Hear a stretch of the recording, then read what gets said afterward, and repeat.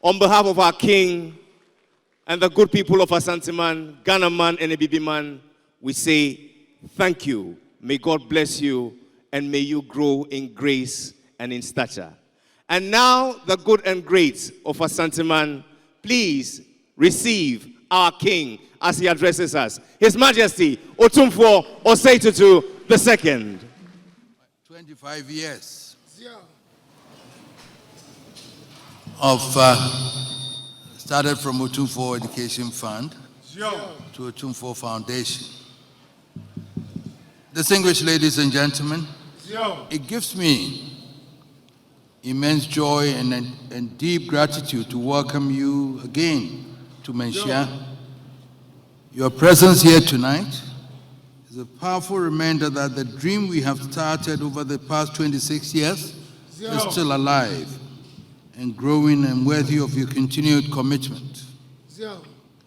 You have answered our call not once but many times. And this evening, I thank you sincerely from the depth of my heart for once again heeding that call, not for my sake alone, but for the cause we all hold dear. When I ascended the Golden Stool in April 1999, which Kwaku Sechiado will bear me out, we started talking. I was filled with a clear sense of purpose. I had a vision. I dreamt of a prosperous Asantehene and a Ghana that would rise in dignity, resilience, and opportunity for all. I knew the weight of the stool I had inherited and embraced the journey ahead with solemnity and determination. From the very beginning, I did not conceal my intentions. In my maiden address to Nananum, I made them known.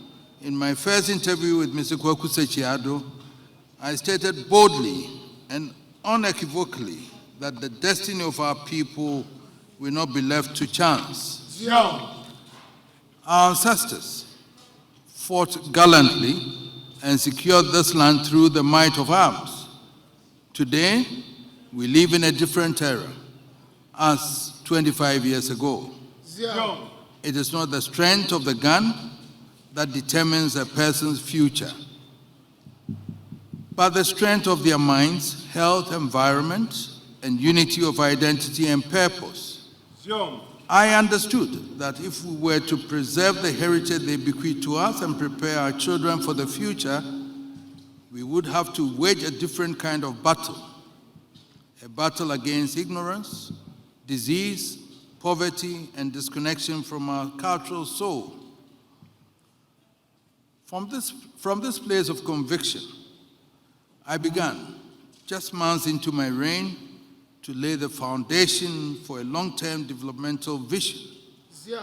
I initiated Opemsuo Education Fund, guided by the wise counsel and active support of eminent personalities, including Bishop Osei, who is here with us, Honorable Eben Chambers, Mr. I.K. Jesse, Malvi Adams, Professor Abner Dolphine, and others.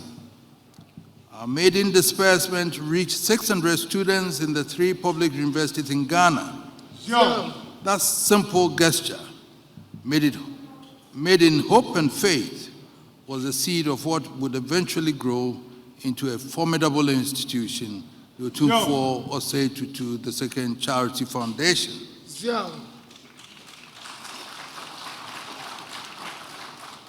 Over the years, it became evident that the dream could not rest on education alone. There were greater and interrelated challenges. Children orphaned by the scourge of HIV/AIDS, communities without clean water, schools without roofs, teachers without support, and a culture at risk of fading under the weight of modernity. In 2009, I established the Opemsuo Osei Tutu Foundation to bring together all our interventions across education, health, water, and sanitation, culture, and heritage. With this reorganization, I sought to bring unity of vision, accountability, and efficiency to our work. And I'm proud to say that what we have achieved so far is both humbling and inspiring. In education, we have walked a long road with remarkable impact through the Foundation Scholarship Scheme. Thousands of students have received full educational scholarships. An additional 654,000 young men and women have benefited from partial support, including payment of school fees, accommodation, stationery, and transportation.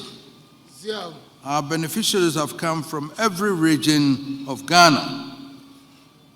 While the numbers speak volumes, what moves me most are the personal stories behind them. Stories of children who once faced a future of despair but are now teachers, doctors, engineers, and responsible citizens. We have not stopped the scholarships. Recognizing the deplorable state of infrastructure in many schools, we intervened. Through the World Bank, we built and renovated over 780 school structures across the country. This includes the construction of 46 classroom blocks with the help of the World Bank, the roofing of previously dilapidated buildings, and the donation of more than 980,000 desks. Over 1 million children have received educational supplies ranging from textbooks to mathematical sets, from exercise books to computers. We have touched schools in deprived corners where the state alone could not reach, and we did so with the expectation of return, with no expectation of return except the joy of seeing our children learn in dignity. Beyond infrastructure, we sought to recognize the heartbeat of the education system, the teachers.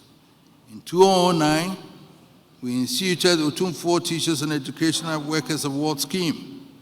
Each year, we honored 100 teachers who work in our country's most difficult and deprived areas. Many of these awardees walk miles to teach without electricity or potable water and are fitted at a grand debut at Menchia Palace. We offer them certificates and household items to improve their living standards, refrigerators, televisions, Wellington booths, and above all, the recognition that they matter. Now, in its 15th year, this initiative has reached over 600 educators. The result is a growing willingness among teachers to accept postings in remote areas because they know they are seen and valued.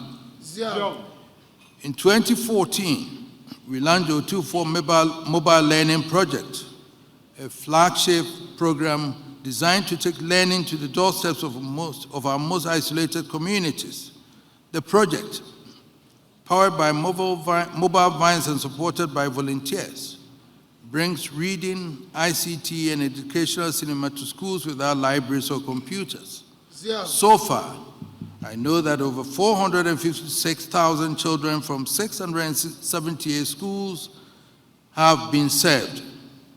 We introduced the Box Library, a simple yet powerful tool, a mobile bookshelf that serves as a mini library for children to borrow books, learn to read, and develop a love for knowledge.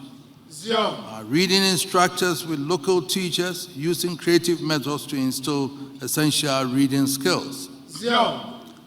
On the technology front, we've taken mobile ICT laboratories into rural classrooms, some powered by generators, to introduce thousands of children to use computers.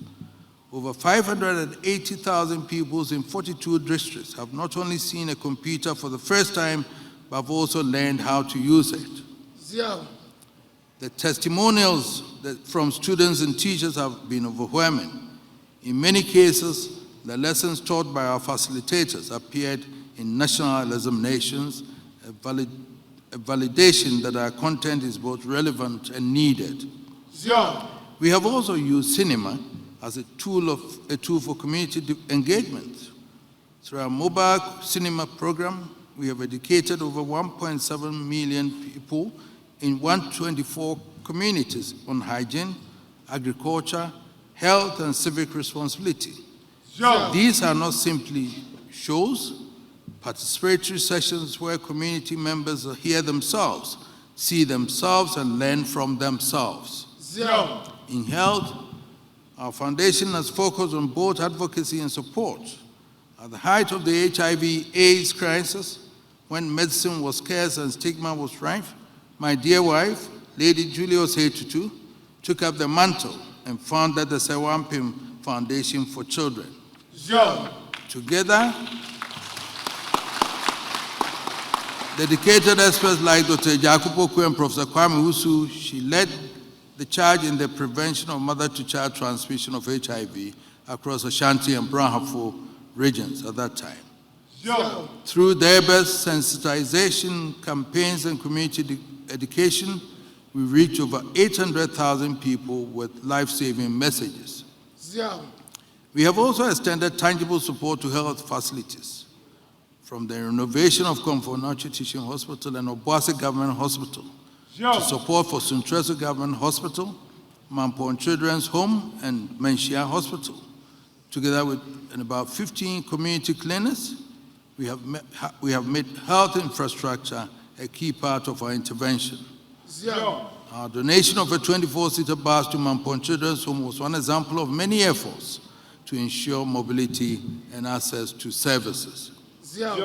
In water and sanitation, we worked with various implementation groups to develop community projects, some of which received the endorsement and financial backing of the World Bank.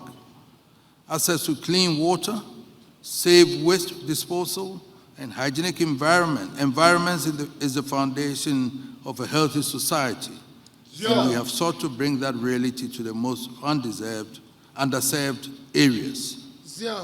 All of this work would not have been possible without committed leadership.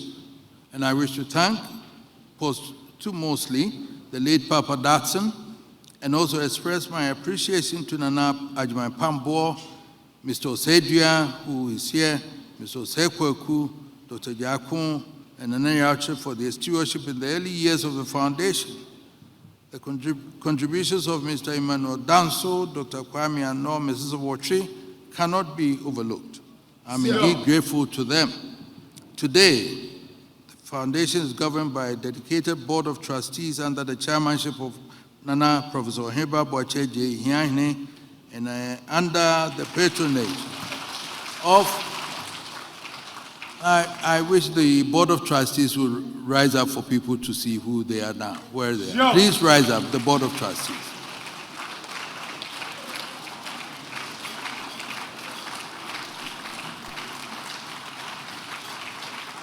And distinguished ladies and gentlemen, these are the people with Ohimba who are now running the foundation now.